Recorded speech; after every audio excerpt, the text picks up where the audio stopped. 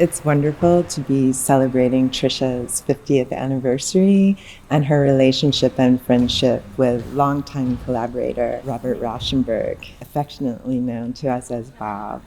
I feel like, well, this is the one time I can let the cat out of the bag and let you know just how dear this man is to me. I'm listening, Trisha. Bob understands how I construct movement. Particularly with Trisha, it's always a challenge because she remains so unpredictably fresh. The program is focused on a period that they worked together consecutively, starting with Astral Convertible, which was the last piece of the Valiant cycle. Very powerful, emphatic movement, incredibly intricate high-velocity partnering. Each time I go to perform it, it feels like I'm about to run a marathon. Into Foray Forêt, which was the first piece of the Back to Zero cycle. Using the unconscious as a source for making movement, it had to have that kind of reflexive quality of an animal. I find the dynamic range both between the two pieces themselves and then inside of each piece to be really gratifying as a dancer. For Astral Converted, she wanted to make a dance on the floor for people in the nosebleed seats. Knowing that our future choreographers are all sitting in the third balcony, I thought I would make a dance for them. And a standing dance happening simultaneously. There's a vertical dance and a horizontal dance.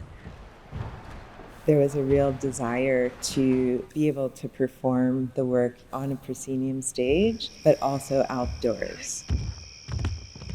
Bob designed 8 towers, and they house sensors. The idea being that the passage of the choreography would trigger the lights and the sound on and off. The music is by John Cage. I've always wanted to have a piece of his to work with, and I invited him to join us on this occasion because Bob also has a long history of working with John and with Merce Cunningham's company in the late 50s and 60s. Like Trisha, John Cage, she's, you know what I mean? It was a big deal for her. Trisha was really focused on making some beautiful phrase material for men. I wasn't in the room when she was making them, so I thought to some degree that she might be directing them more. But she was really pumping it out. After 36 years in a company, to find surprises it's amazing. The question about improvisation comes up so naturally. In Foray and Astral, there's no element of improvisation within the performance. I found it a sleazy collaborator when you're on stage because you can never count on it being something. But directed improvisation did play a large part in the creative process. I want you to run on a diagonal at her and turn her into a turnstile. Even though we've learned specific timings and specific relationships that we're going for every time, there has to be room for surprise inside of those timings. I think it's impossible to move through a piece that's so complex and has this spirit of spontaneity to it without having to keep your eyes open and your reaction time improvisational in some ways. The very first section of Foray Forêt is called Corridor. It takes place in this long, narrow stretch of the stage. Inside the line is considered offstage space, pedestrian or offstage behavior. But when you step outside those lines, you're full-blown dancing.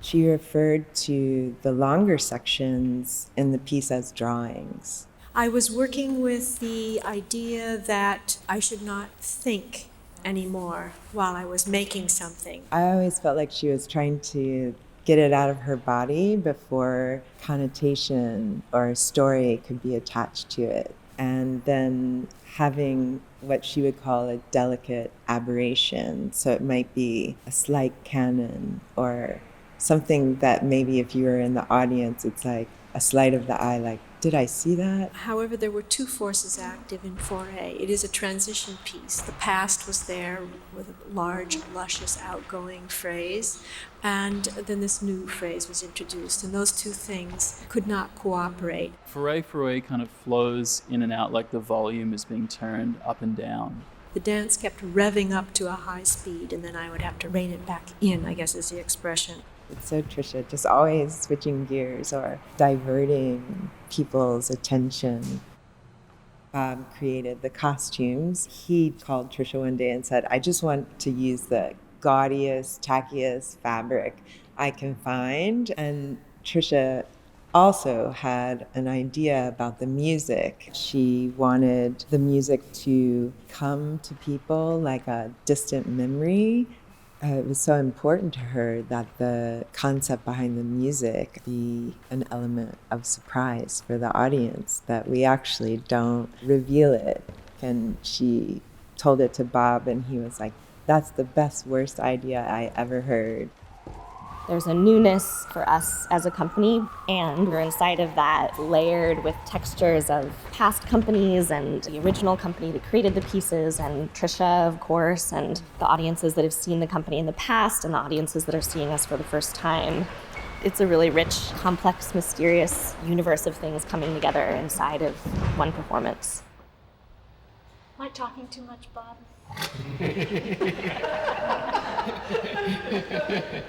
Did I say anything?